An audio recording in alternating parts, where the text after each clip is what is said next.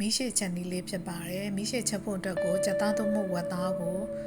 စားလေးရယ်ငပြဲလေးနည်းနည်းရယ်ကြောက်တမြူထောင်းထားတာရယ်ဂျင်းထောင်းထားတာရယ်ရောနေပြီးတော့နူးအောင်ပြုတ်ပါတယ်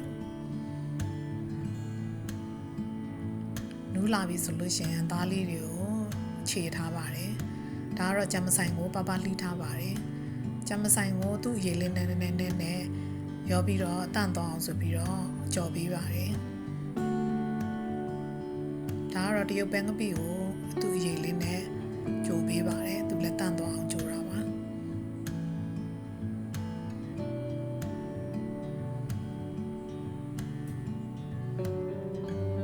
ရေစူအောင်တည်ပြီးတော့ပဲပင်ပေါက်ကလေးတွေကိုရေဆေးထားတဲ့ပဲပင်ပေါက်ကလေးတွေကိုထည့်ပြီးတော့ရေနွေးဖြောပေးပါတယ်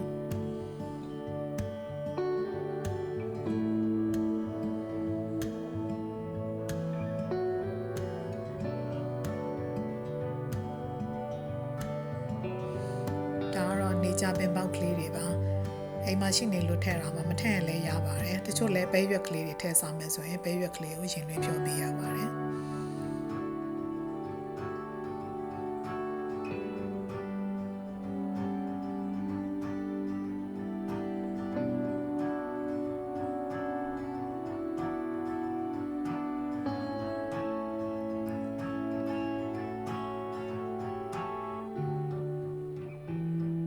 ကြက်သွန်မိတ်ကလေးလည်းပါပါလှီးထားပါတယ်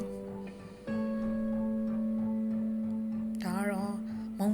ဘတ်က ready made မုံဘတ်ပဲရလို့တညရေစိမ်ထားပြီးတော့နူးအောင်ပြုတ်ပေးပါတယ်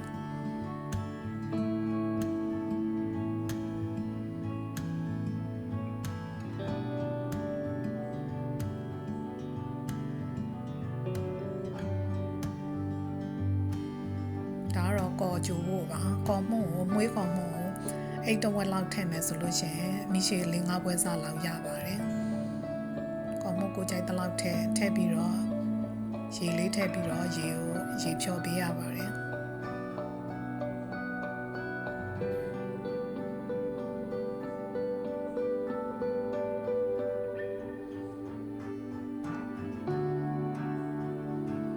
ရေကိုအများကြီးမထည့်ဘဲနဲ့အနေတော်လေးမှန်းပြီးတော့ထည့်ပြီးတော့တေးသေးချာချာမှွေပေးပါတယ်။အကုန်လုံးပျော်လာပြီအမုတ်လည်းမကြံတော့ဘူးတေချာပျော်လာပြီဆိုတော့မှ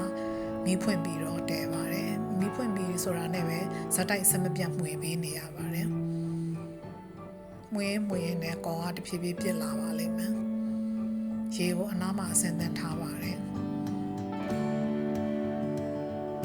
ပြစ်လို့ရှိရင်ရေလေးနည်းနည်းထပ်ပြီးတော့ဖြည်းဖြည်းချင်းထည့်ပါတယ်ရေအများကြီးတစ်ခါတည်းမထည့်ပါဘူး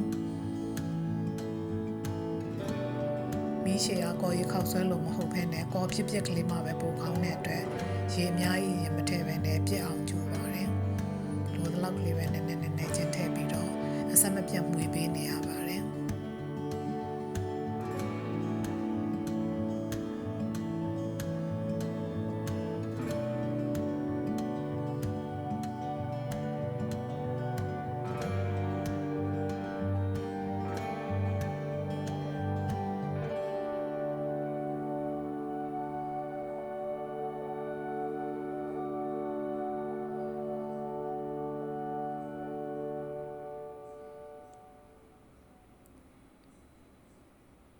ကိုကကြက်လာပြီဆိုရင်တဖြည်းဖြည်းနဲ့အရောင်က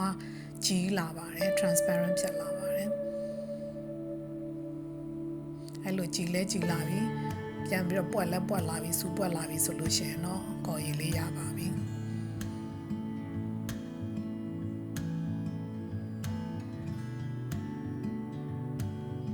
ဒါတော့ငရုတ်သီးစီချက်ဖို့ပါငရုတ်သီးမုံကိုပကံထဲမှာထည့်ထားပြီးတော့စီကိုစူအောင်တည်ပါတယ်စီဆူလာပြီဆိုမှငရုတ်သီးမှုန့်ပေါ်မှာလောင်းချမှာဖြစ်ပါတယ်စီဆူပြီဆိုရင်ဟိုဖဲအခဏချပြီးတော့အငွေ့သေးတဲ့ထိဆောင်ပြီးမှလောင်းချရင်ပိုကောင်းပါတယ်ဒီမှာချက်ချင်းလောင်းလိုက်တဲ့အတွက်နည်းနည်းလေးအယောင်မဲသွားပါတယ်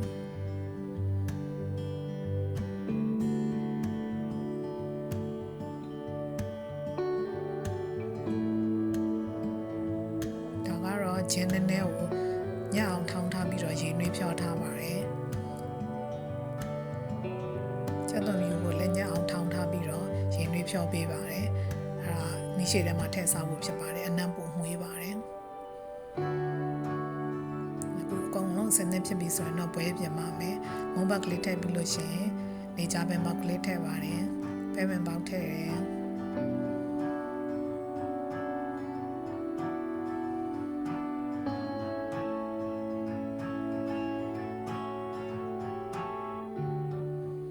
ချက်တော့မိတ်ထည့်တယ်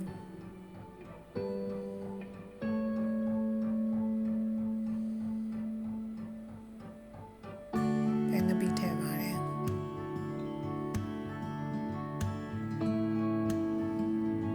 ဂျမဆိုင်မှာဂျမဆိုင်ထည့်ပါတယ်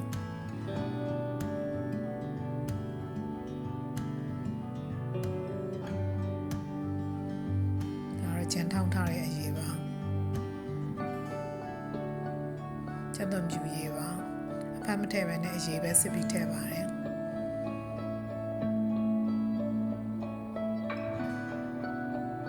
ငရုတ်သီးစီချက်ကလေးထည့်ပါတယ်အစားစားနိုင်တော့နည်းနည်းဆက်ဆက်ကလေးထည့်တာပိုကောင်းပါတယ်ပြီးရင်အသားထည့်ပါတယ်ဒီထက်မှမပါတာအငန်အတွက်ကိုငါပြရည်နည်းနည်းနဲ့ပဲငါပြရည်နည်းနည်းထည့်ပါတယ်ငပြားရည်နဲ့မကြိုက်တဲ့လူကတော့ဘန်းငပြားရည်ပဲထည့်လို့ကောင်းပါတယ်ငပြားရည်လေးထည့်ရင်တော့လေးလေးပင်ပင်နဲ့ပိုစားလို့ကောင်းပါတယ်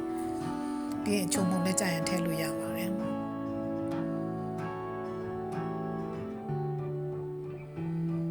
ပြီးလို့ရှိရင်တော့နောက်ဆုံးမှာကော်ရည်လေးဆန်းပေးပါတယ်ကော်ရည်ကလည်းကိုကြိုက်တယ်လို့ထည့်လို့ရပါတယ်